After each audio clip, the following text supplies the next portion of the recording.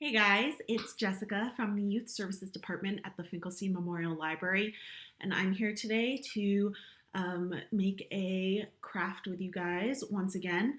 I did set some of this craft. So what you'll need is some string or yarn, whatever you have. I have some blue yarn here. Um, you need a hole punch, makes it a lot easier. If you don't have a hole punch, I guess you could try punching a hole with something else, but that gets dicey, could hurt yourself. So I definitely recommend a hole punch. And then if you have, if you are a crafting person, you might have something like this at home, which I have this that makes a large star. It's a punch that makes a large star.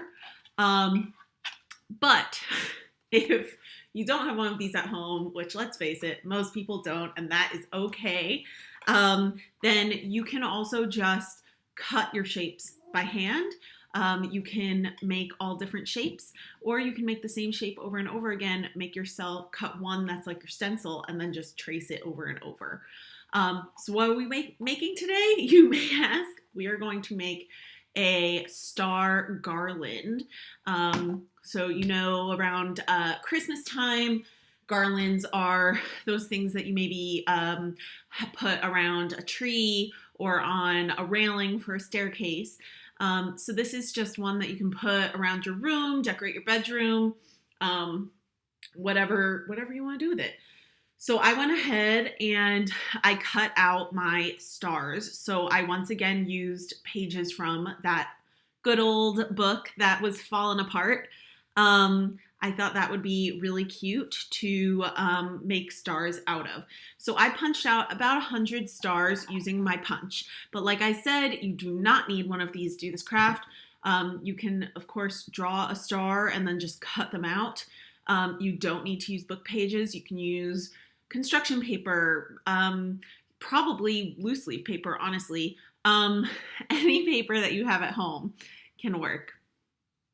It is good if it has a little bit of thickness to it. So like loose leaf paper is a little bit thinner, but if that's all you have in a pinch, I'm sure it's fine. And then as you can see, once I cut out my shapes, I punched a hole at each end. So the yarn is going to go in one hole and out the other hole.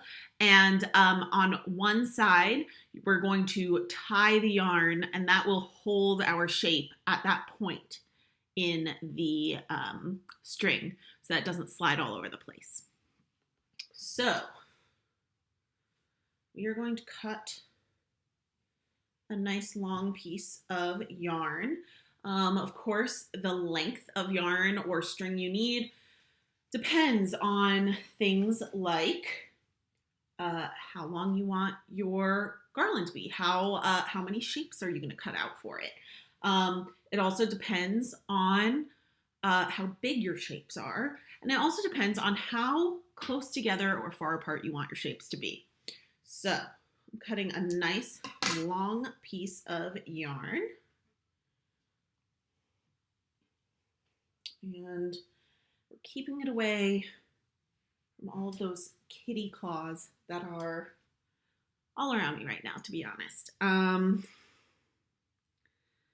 Okay, so all we're going to do is put that right in there.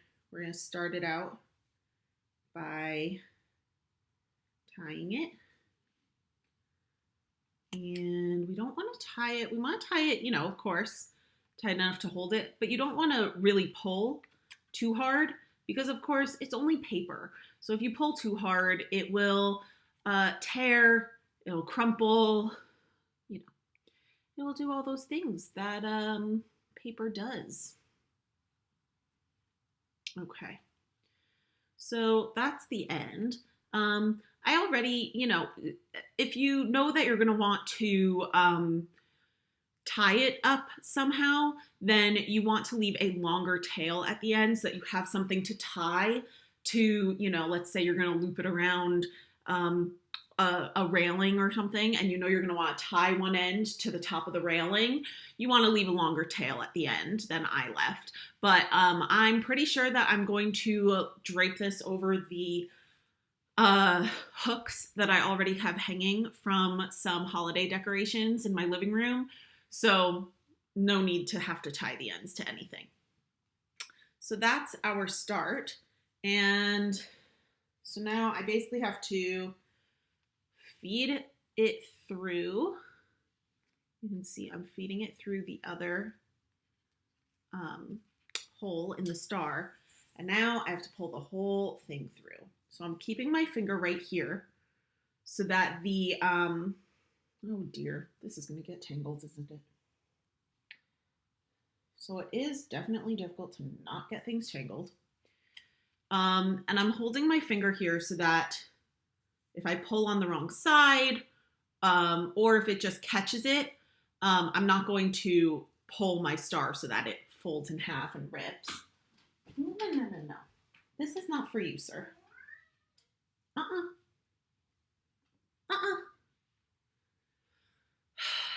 Cats are just more trouble than they're worth when there's yarn around, you know? Too much trouble.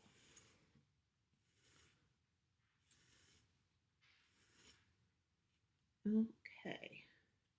So that is our first star on our yarn. So now I will take the second star, and this is also up to you if you want to keep them all facing the same direction, if you want to make them facing each other, alternate, make it random. Also, I punched all of my holes in the same place. I punched it. There is a cat looking over the top of my camera. This is not for you. Go away. Go. So rude, right? I know.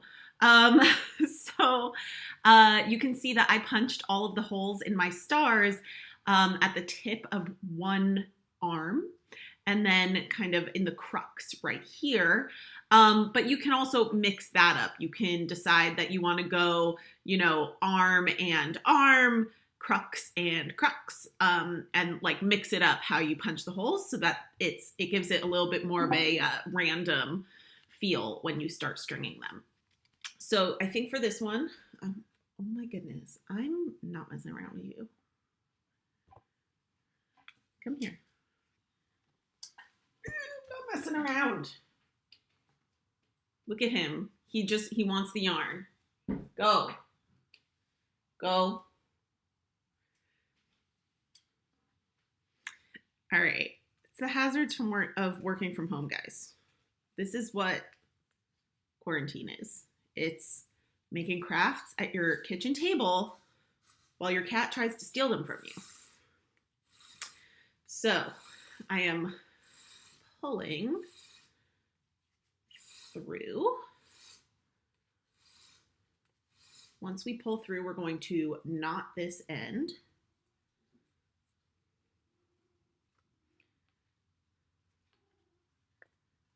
Which, yes, that means that we have to pull the yarn through again.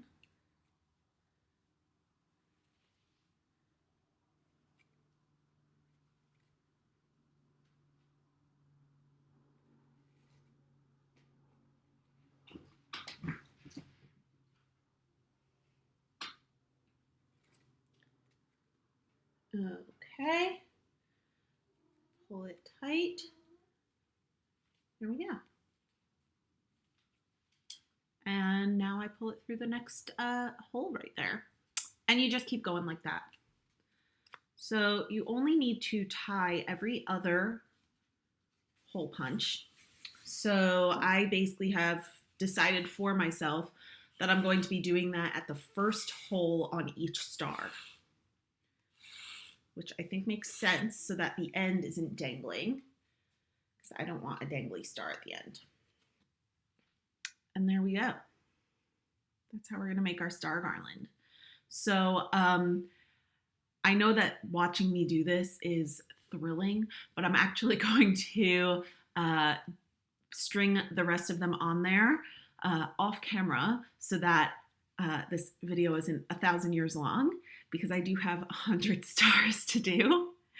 And when I have my finished product, I will come on back and show you what it looks like. Okay, so I was not able to fit 100 stars on the yarn that I cut, so I have some stars left for another garland if I want to make one. But this is the finished product. So you can see on one side, you can see the yarn. On the other side, the star is just kind of suspended on the string or yarn. And then at the end, I tied a double knot. And when I was pulling it through, the little loop formed. So I just pulled back on the tail and made it permanent because I figure it could come in handy. So let's see if we take this and drape it over here.